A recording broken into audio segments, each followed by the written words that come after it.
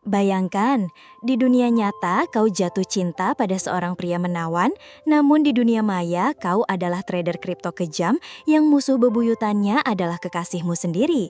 Saat kau selangkah lagi akan menghancurkan perusahaannya demi melunasi utang keluargamu, kau sadar bahwa semua ini adalah jebakan dari musuh masa lalu yang sama-sama telah menghancurkan hidup kalian berdua. Sebelum kita bongkar semua penyamaran dan perang di dua dunia ini, pastikan kalian sudah tekan tombol like, share, dan subscribe channel Dracin. Dan jangan kemana-mana, tonton sampai akhir karena setiap transaksi dalam cerita ini bisa berarti keuntungan besar atau patah hati total. Di dunia nyata, tangan Rania berbau seperti tanah basah dan kelopak mawar. Sebagai seorang perangkai bunga, ia adalah seorang seniman keheningan. Toko bunga kecilnya, Kembang Hati, adalah sebuah oase di tengah hiruk-pikuk kota, sebuah warisan yang ia jaga dengan segenap jiwa. Ia percaya pada keindahan yang tumbuh perlahan, pada sentuhan personal dan pada ketenangan. Namun, saat malam tiba dan pintu tokonya terkunci, Rania berganti kulit. Di apartemennya yang sunyi, di bawah cahaya dingin dari 3 monitor, ia menjadi Floss, sebuah nama samaran, sebuah legenda di dunia perdagangan kripto yang brutal. Di dunia ini, tangannya tidak lagi merangkai bunga, melainkan menari di atas keyboard, mengeksekusi transaksi bernilai miliaran dengan insting setajam silet. Ia melakukan ini bukan karena keserakahan, melainkan karena sebuah beban. Sebuah utang raksasa peninggalan orang tuanya yang mengancam akan menelan warisan bunganya. Di sisi lain kota, di puncak menara kaca Nusa Kripto, Leo menatap grafik di layar raksasanya dengan frustrasi. Ia adalah sang raja kripto, seorang jenius matematika yang membangun platform pertukaran terbesar di negaranya di atas fondasi data dan algoritma. Baginya, pasar adalah sebuah persamaan yang bisa dipecahkan. Namun, selama 6 bulan terakhir, selalu ada satu variabel pengganggu yang tidak bisa ia prediksi, Floss. Trader anonim ini bergerak bukan dengan logika, melainkan dengan intuisi yang liar dan tak terduga. Setiap kali algoritma Leo memprediksi pasar akan naik, Floss akan melakukan penjualan besar-besaran dan meruntuhkannya. Setiap kali Leo yakin pasar akan turun, Floss akan memborong dan membuatnya meroket. Floss adalah hantu di dalam mesinnya, seorang seniman di tengah dunia para ilmuwan, dan Leo sangat membencinya. Malam itu, setelah Floss kembali mengacaukan prediksinya dan membuatnya kehilangan potensi keuntungan yang besar, Leo mematikan semua layarnya. Ia merasa lelah dengan dunia digital yang dingin. Ia butuh sesuatu yang nyata, sesuatu yang indah dan tenang. "Cari aku perangkai bunga terbaik di kota," perintahnya pada asistennya. "Aku ingin kantor ini dipenuhi oleh sesuatu yang tidak bisa dihitung oleh angka." Keesokan harinya, Leo melangkah masuk ke dalam Kembang Hati. Ia langsung merasa seperti masuk ke dimensi lain. Aroma bunga segar yang menenangkan menggantikan bau pendingin ruangan kantornya yang steril. Cahaya matahari yang lembut masuk dari jendela, menari di atas kelopak-kelopak bunga aneka warna. Di tengah semua itu, berdirilah Rania. Ia sedang merangkai sebuah buket bunga lili putih, gerakannya anggun dan penuh konsentrasi. Saat ia mendongak dan tersenyum pada Leo, pria yang terbiasa dengan transaksi dingin dan tatapan penuh perhitungan itu merasakan sesuatu yang aneh, sebuah ketenangan. "Selamat datang di Kembang Hati, ada yang bisa saya bantu?" sapa Rania dengan suara yang lembut. Leo, yang biasanya selalu lugas dan efisien, tiba-tiba merasa sedikit canggung. Saya butuh bunga untuk kantor," jawabnya. "Sesuatu yang tenang." Rania tersenyum. Ia tidak melihat seorang CEO kaya raya. Ia hanya melihat seorang pria tampan yang terlihat sangat lelah. Ia mengambil setangkai bunga lavender. "Aroma lavender bisa membantu menenangkan pikiran yang terlalu aktif," katanya sambil menyerahkannya pada Leo. Saat jari mereka tanpa sengaja bersentuhan, sebuah getaran kecil yang tak terduga menjalari mereka berdua. Selama 1 jam berikutnya, mereka berbicara, bukan tentang bisnis atau data, melainkan tentang bunga. Tentang bagaimana setiap bunga memiliki bahasanya sendiri. tentang bagaimana merawat anggrek membutuhkan kesabaran. Leo, sang raja logika, terpesona oleh dunia Rania yang penuh dengan hal-hal tak terukur.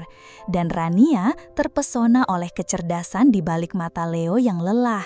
Saat Leo akhirnya pamit, ia tidak hanya memesan langganan bunga mingguan. "Bolehkah saya mentraktirmu kopi besok?" tanyanya, sebuah pertanyaan impulsif yang mengejutkan dirinya sendiri. Rania, yang biasanya selalu waspada, mendapati dirinya mengangguk setuju. Di dunia nyata, di antara aroma bunga, dua orang yang seharusnya menjadi musuh baru saja menanam benih dari sesuatu yang sama sekali berbeda. Hubungan mereka di dunia nyata mekar secepat bunga di musim semi. Kencan kopi berubah menjadi makan malam, dan makan malam berubah menjadi jalan-jalan di akhir pekan. Leo menemukan bahwa bersama Rania, ia bisa melepaskan topengnya sebagai CEO yang sempurna. Ia bisa tertawa, berbicara tentang hal-hal konyol, dan merasakan kedamaian yang tidak pernah ia temukan di puncak menara kacanya. Rania, di sisi lain, menemukan bahwa di balik penampilan Leo yang serius, ada seorang pria yang hangat, cerdas, dan memiliki rasa ingin tahu yang besar. Ia mulai merasa bahwa mungkin ia bisa memiliki kebahagiaan di luar dunianya yang penuh rahasia. Namun, setiap kali malam tiba dan mereka kembali ke apartemen masing-masing, perang itu kembali dimulai. Suatu malam, setelah kencan yang sangat romantis, di mana Leo menceritakan tentang mimpinya untuk membuat teknologi finansial lebih mudah diakses, Rania pulang dengan perasaan berbunga-bunga. Namun, saat ia membuka laptopnya, ia kembali menjadi floss. Ia melihat sebuah peluang pasar yang sangat besar, sebuah celah yang ditinggalkan oleh salah satu manuver Nusa Kripto. Dengan hati yang sedikit berat, namun didorong oleh kebutuhan untuk melunasi utangnya, ia melancarkan serangan. Sebuah penjualan besar-besaran yang terkoordinasi dengan sempurna, yang langsung membuat salah satu koin andalan Nusa Kripto anjlok nilainya. Keesokan paginya, saat mereka bertemu untuk sarapan, Rania melihat Leo tampak sangat lelah dan frustrasi. "Ada masalah di kantor?" tanya Rania berpura-pura tidak tahu. "Hanya floss," geram Leo. "Hantu itu menyerang lagi tadi malam. Dia seperti bisa membaca pikiranku. Setiap kali aku mencoba membangun sesuatu, dia datang untuk meruntuhkannya." Rania merasakan sengatan rasa bersalah yang tajam. Ia baru saja melihat secara langsung dampak dari perbuatannya pada pria yang mulai ia sayangi. Mungkin dia punya alasannya sendiri, kata Rania pelan. Leo menatapnya. Alasan apa yang bisa membenarkan penghancuran? Tidak, Floss adalah seorang predator, dan aku akan menemukannya suatu hari nanti. Kata-kata itu membuat Rania merinding. Ia terjebak dalam sebuah ironi yang paling kejam. Kekasihnya di siang hari adalah musuh bebuyutannya di malam hari, dan sang musuh baru saja bersumpah untuk menghancurkan alter egonya. Permusuhan antara Raja Kripto dan Floss menjadi legenda di komunitas perdagangan. Floss, dengan gerakannya yang intuitif, menjadi simbol perlawanan terhadap dominasi Nusa Kripto yang berbasis data. Rania, di balik topengnya, merasa semakin tertekan. Ia harus terus bertarung untuk melunasi utangnya, namun setiap kemenangannya di dunia maya terasa seperti sebuah pengkhianatan kecil terhadap Leo di dunia nyata. Suatu malam, saat ia sedang menganalisis pasar, sebuah pesan anonim masuk ke dalam platform obrolan terenkripsinya. "Aku sudah lama mengamatimu, Floss," tulis pesan itu. "Bakatmu luar biasa. Kau adalah satu-satunya yang bisa menandingi arogansi Leo." Pengirimnya mengaku sebagai mantan eksekutif di Nusa Kripto yang dipecat secara tidak adil. Leo sedang menyiapkan peluncuran proyek terbesarnya, sebuah sistem stablecoin baru. Itu adalah mahakaryanya sekaligus kelemahan terbesarnya. Aku punya informasi orang dalam yang bisa membuatmu meruntuhkannya sepenuhnya dalam satu malam. Jantung Rania berdebar kencang. Meruntuhkan Nusa Kripto sepenuhnya itu terlalu jauh. Namun narasumber itu terus membujuk. "Bayangkan, Floss, satu serangan terakhir. Kau akan mendapatkan keuntungan yang cukup untuk pensiun selamanya. Dan kau akan dikenang sebagai orang yang berhasil menjatuhkan sang raja." Ia kemudian mengirimkan serangkaian data yang terlihat sangat otentik, analisis pasar, jadwal peluncuran internal, dan yang terpenting, sebuah celah keamanan yang tersembunyi di dalam kode sistem baru itu. Rania bimbang, ini adalah kesempatan emas untuk mengakhiri semua ini, untuk melunasi utang keluarganya dan kembali menjadi Rania sepenuhnya.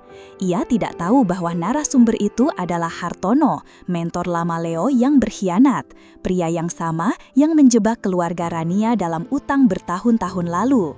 Hartono yang melihat hubungan antara Leo dan Rania di dunia nyata telah merancang sebuah jebakan yang sempurna. Ia akan menggunakan Rania sebagai peluru untuk membunuh Leo, menghancurkan dua musuhnya sekaligus dengan satu gerakan. Setelah beberapa hari mempertimbangkan, Rania akhirnya membuat keputusan. Ia akan melakukannya, satu serangan terakhir, lalu semuanya akan berakhir. Ia mempersiapkan segalanya dengan sangat teliti, mengerahkan semua modalnya untuk transaksi terbesar dalam hidupnya. Tanggal peluncuran sistem baru Nusa Crypto semakin dekat, dan Rania siap untuk menekan tombolnya. Malam sebelum hari H, ia bertemu dengan Leo untuk makan malam. Leo tampak sangat bersemangat, berbeda dari biasanya. Besok adalah hari terbesar dalam hidupku, Ran, katanya, matanya berbinar. Proyek yang telah kukerjakan selama 3 tahun terakhir akhirnya akan diluncurkan. Ini bukan hanya tentang uang, ini tentang menciptakan sebuah sistem keuangan yang stabil dan bisa diakses oleh semua orang. Ini adalah warisanku. Ia kemudian menjelaskan visinya dengan penuh gairah tentang bagaimana sistem itu akan membantu para pengusaha kecil, bagaimana itu akan melindungi nilai tabungan orang-orang biasa. Ia berbicara bukan sebagai CEO yang dingin, melainkan sebagai seorang idealis yang tulus. Setiap kata-katanya terasa seperti sebuah tamparan bagi Rania. Pria yang akan ia hancurkan besok ternyata memiliki mimpi yang begitu mulia. Tapi ini sangat berisiko kan? Tanya Rania pelan, mencoba mencari informasi terakhir. Leo mengangguk, sangat, terutama di jam-jam pertama peluncuran, sistemnya akan sangat rentan. Jika ada serangan besar dari seseorang seperti Floss, katanya, menyebut nama itu dengan getir, semuanya bisa hancur dalam sekejap. Saat itulah dunia Rania runtuh. Jadi inilah targetnya, bukan hanya sebuah sistem, melainkan sebuah mimpi. Mimpi dari pria yang duduk di hadapannya, pria yang ia cintai. Informasi dari narasumber anonim itu bukanlah sebuah tips, itu adalah sebuah rencana pembunuhan, dan ia telah ditunjuk sebagai algojonya. Ia menatap Leo yang masih berbicara dengan penuh semangat tentang masa depan, dan Rania sadar, ia berada di ambang sebuah pilihan yang mustahil, menyelamatkan keluarganya dengan menghancurkan pria yang ia cintai, atau menyelamatkan pria yang ia cintai dengan mengorbankan satu-satunya kesempatan untuk kebebasannya. Malam itu, Rania tidak bisa tidur. Ia duduk di depan monitornya, kursornya berkedip-kedip di atas tombol jual. Di satu sisi, ada kebebasan dari utang yang telah menghantuinya seumur hidup. Di sisi lain, ada wajah Leo yang penuh semangat. Ia tidak bisa melakukannya. Namun, ia juga tidak bisa mundur begitu saja. Ia harus tahu siapa yang telah menjebaknya. Ia membuka kembali obrolannya dengan narasumber anonim itu, mencari petunjuk sekecil apapun. Ia kemudian melakukan sesuatu yang tidak pernah ia lakukan sebelumnya. Ia meretas balik. Menggunakan semua keahliannya, ia melacak jejak digital sang narasumber. Dan ia menemukannya, sebuah nama, Hartono. Nama yang sama yang tertera di surat utang lama ayahnya. Keesokan paginya, ia tidak pergi ke toko bunga. Ia pergi ke menara Nusa Crypto. Ia tidak meminta bertemu dengan Leo. Ia meminta bertemu dengan Raja Crypto. Dengan menggunakan nama Floss, ia berhasil mendapatkan jadwal pertemuan darurat. Ia masuk ke dalam kantor CEO yang megah itu. Leo sedang berdiri membelakanginya, menatap grafik di layar. Jadi, kata Leo tanpa berbalik, suaranya dingin. Sang hantu akhirnya menunjukkan wujudnya. Apa yang kau inginkan, Floss? Aku datang untuk memperingatkanmu, jawab Rania. Suaranya terdengar mantap. Sistem barumu akan diserang hari ini. Ada celah keamanan di kode enkripsinya. Seseorang bernama Hartono merencanakannya. Leo berbalik perlahan, matanya membelalak tak percaya saat melihat Rania berdiri di sana. Rania, kau Floss? Dan kau Kau adalah Raja Kripto, balas Rania. Keheningan yang pekat menyelimuti ruangan itu. Topeng mereka berdua telah terbuka di saat yang paling genting. Rasa kaget, pengkhianatan, dan kebingungan bercampur aduk. Jadi, selama ini, bisik Leo, setiap serangan, setiap kerugian, itu kau. Dan setiap kencan, dalas Rania, setiap tawa, itu juga kau. Pertanyaan-pertanyaan itu menggantung di udara, menyakitkan dan tak terjawab, sementara bom waktu dari serangan Hartono terus berdetak. Waktu mereka hampir habis. Di tengah badai emosi dan perasaan dikhianati, logika mereka sebagai dua pemain jenius mengambil alih. Hartono, kata Leo, suaranya tajam. Dia adalah mentorku dulu. Dia yang mengajariku segalanya sebelum ia mencoba mengambil alih perusahaan dan aku memecatnya. Dia juga yang menjebak ayahku, tambah Rania. Utang itu direkayasa olehnya. Mereka saling berpandangan. Jadi ini dia benang merah yang menghubungkan mereka semua. Musuh yang sama dari masa lalu. Dia menggunakanmu untuk menghancurkanku, kata Leo. Dan dia menggunakan utangmu untuk memaksamu melakukannya. Kita harus menghentikannya, kata Rania. Maka dimulailah sebuah aliansi yang paling tidak mungkin. Dua rival abadi di dunia maya kini harus bekerja sama di dunia nyata. Mereka duduk berdampingan di depan konsol utama Leo. Ruangan itu berubah menjadi markas perang. Intuisi liar Rania dan logika dingin Leo yang selama ini selalu berbenturan kini menyatu menjadi sebuah kekuatan yang mematikan. Dia akan menyerang tepat saat pasar Eropa dibuka, kata Leo menganalisis data. Tidak, sahut Rania mengikuti instingnya. Dia tahu kau akan berpikir seperti itu. Dia akan menyerang lebih awal di jam makan siang yang sepi saat semua orang lengah. Mereka berdebat, menganalisis, dan akhirnya untuk pertama kalinya mereka saling percaya. Mereka menyusun sebuah jebakan. Mereka sengaja membiarkan Hartono masuk melalui celah keamanan yang ia berikan pada Rania. Namun, di balik celah itu, mereka telah membangun sebuah dinding api digital yang tak bisa ditembus. Serangan itu datang tepat seperti yang Rania prediksi, di jam makan siang yang sunyi.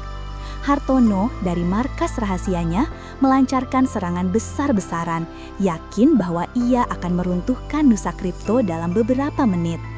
Namun, ia justru masuk ke dalam perangkap. Di menara Nusa Kripto, Rania dan Leo bekerja sebagai satu kesatuan. "Dia masuk," seru Rania. "Sekarang," balas Leo. Dengan satu klik, mereka tidak hanya memblokir serangan Hartono, tetapi juga membalikannya, melacak lokasinya, dan secara otomatis mengirimkan semua bukti kejahatannya kepada pihak berwenang.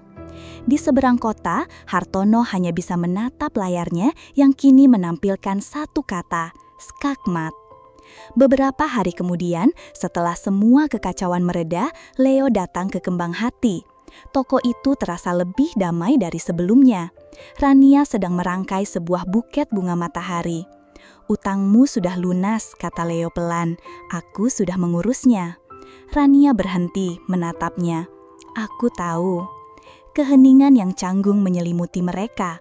Perang telah usai, namun kini mereka harus menghadapi pertempuran yang lebih sulit, hati mereka sendiri. "Jadi," kata Rania, "apakah kita akan kembali menjadi musuh di dunia maya?" Leo tersenyum, sebuah senyum tulus yang akhirnya mencapai matanya. "Aku punya ide yang lebih baik," katanya. Ia mengulurkan tangannya. "Bagaimana jika kita mencoba menjadi partner di kedua dunia?" Rania menatap tangan itu, lalu menatap mata Leo. Ia melihat seorang pria yang telah menjadi musuhnya, kekasihnya, dan sekutunya. Ia melihat masa depannya. Dengan senyum yang mekar seindah bunga matahari di tangannya, ia menyambut uluran tangan itu. Dan begitulah akhir dari Perang Dua Dunia, di mana seorang perangkai bunga dan seorang raja kripto menemukan bahwa takdir mereka terjalin lebih rumit daripada grafik pasar manapun. Kisah Rania dan Leo mengajarkan kita bahwa di balik setiap persona online ada hati manusia yang nyata, dan cinta sejati terkadang ditemukan di tengah rivalitas yang paling brutal sekalipun. Terima kasih banyak sudah mengikuti setiap transaksi dan momen romantis dalam cerita ini dari awal hingga akhir. Menurut kalian, momen mana yang paling menegangkan? Saat Rania hampir menghancurkan perusahaan Leo atau saat identitas mereka akhirnya terbongkar? Tulis pendapat kalian di kolom komentar ya. Jangan lupa tinggalkan jejak dengan menekan tombol like jika kalian suka dengan akhir ceritanya, dan pastinya subscribe channel Dracin agar tidak ketinggalan kisah-kisah tak terduga lainnya. Sampai jumpa di cerita selanjutnya.